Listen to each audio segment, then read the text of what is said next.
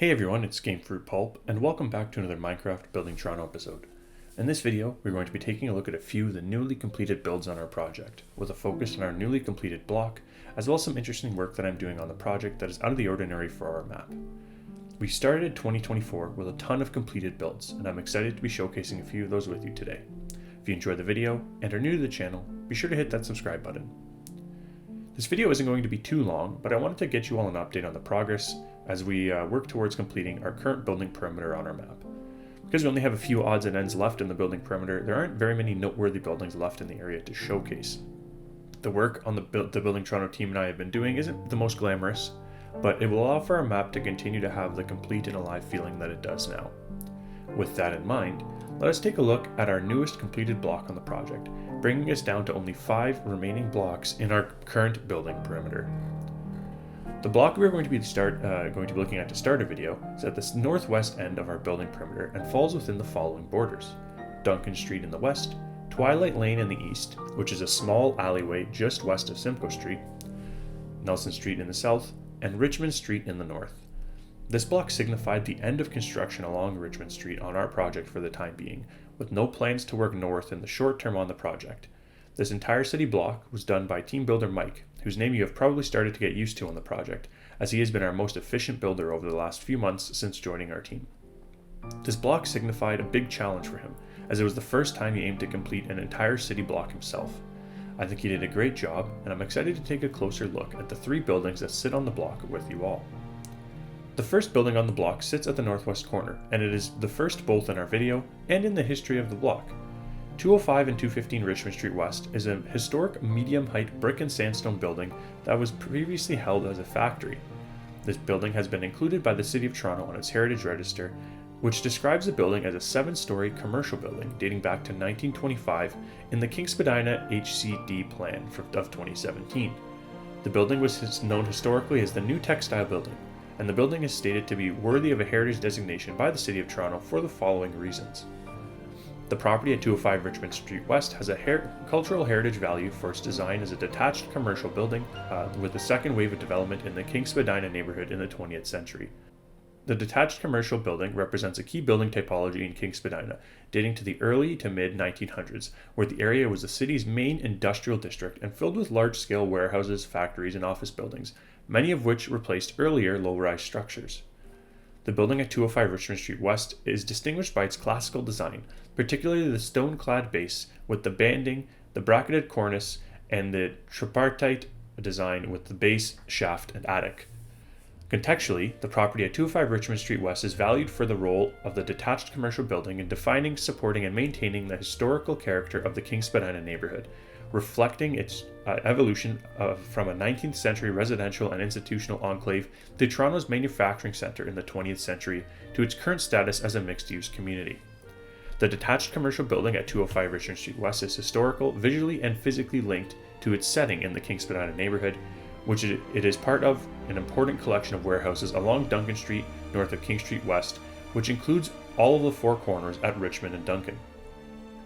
I always find doing research on buildings like 205 Richmond very interesting, because it shows that things are often more complex than they may appear. When looking at this block in preparation for a video, I thought this building, being the smallest on the block, probably had very little to offer, but I was surprised to learn that it had been identified as an important piece in Toronto's history. The remaining 2 buildings on the block are quite expansive, and although they are new and lack the historical context to the city that 205 Richmond had, they show the direction that Toronto is heading, specifically in the west end of the downtown core where we find ourselves today. These 2 buildings both posed a challenge for Mike because of how new they are and how expansive the lower levels of the buildings were. Both of the other 2 buildings are residential condo towers, but at their base, they stretch along the block at a low-rise level for a few floors of residential units on each. From a design perspective, I really like this. I think that it adds a layer of interest to the block while still providing some of the level of higher density living space that is so desperately needed in Toronto. From a design perspective, these 2 towers share a ton of similarities.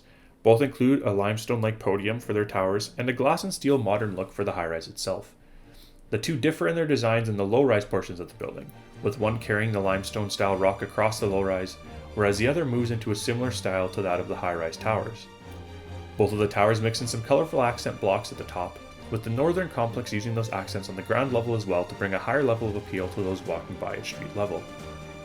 The only other unique feature of these two towers is a shared common area space between the two that includes a green space and most likely some areas for people to barbecue. The common areas like this are what caused Mike the most trouble while he was building these towers, as there were very little that could be found to show how these actually looked in the real world. Overall, Mike did an excellent job capturing this block and bringing it to life in our city. A block of this size is a big challenge for a builder to stay motivated to keep going, and Mike was able to complete this block in a relatively quick period given its size and complexity. The next building for us to showcase in this video takes us to the southeast end of our building perimeter, to an area that has been completed for years on our map.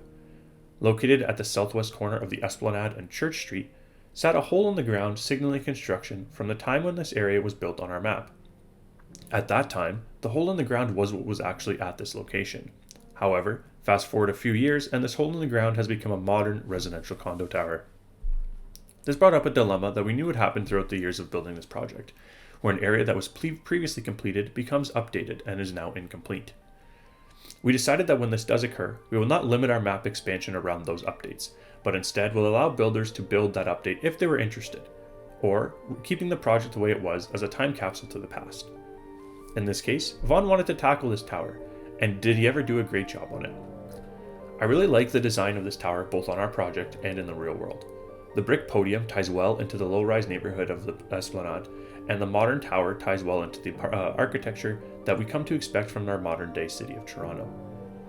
This area of the map has always been one of my favorites, but it is now even more improved for visitors, as all the stores in this area have NPCs added that players can purchase food from with their in-game balance. Updates like this will continue to be rolled out in the future on our project in the coming weeks ahead, so be sure to stay tuned for that. The final thing that I wanted to showcase on today's video is something that is not yet complete on our project, but possibly never will be, and given its location, I don't think many people would even know it existed unless I did showcase it. To find what I'm talking about, visitors have to travel to one of the 5 remaining blocks to be completed on our building perimeter, and locate a staircase going down into the lobby from one of the buildings on that block. Making your way down those stairs, you will find a first on our project, a path food court. For those of you who are not from the city, Toronto has a series of underground tunnels and concourses designed to make travel easier through downtown Toronto, especially during the cold or bad weather. This area is called the Path. We previously decided that we weren't going to be building any of the path, but I decided I wanted to try it out and see how it went. This specific area had some good Google imagery available, which is why I chose to do it. If you make your way down here as a visitor, you will be able to find a number of stores where you can buy food and armor to make your time visiting the project more enjoyable. This area will continue to be developed from time to time, but it is not a priority for our team right now, so be sure to check it out and see if it is expanded the next time you visit the project. With that in mind, if you're new to my channel and don't know, the Building Toronto project is hosted on a public Java server that anyone is able to join and explore. The IP for the server is BuildingTO.ca, so be sure to hop on and explore if you haven't already. That is going to be it for this video. Thank you all for taking the time to watch. If you missed my last Building Toronto video, be sure to check it out as I went over all our progress in 2023 and our plans going forward for 2024. If you're new to the channel, be sure to hit that subscribe button to catch future content on the channel.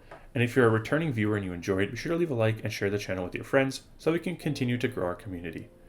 Thank you all for your support on the channel. I am sure I speak for all our builders when I say that this support is something that keeps us motivated to build this huge city. Thank you all for watching. I hope that you enjoyed the video. My name is Game Fruit Pulp, and this has been a Minecraft Building Toronto video. Have a good one.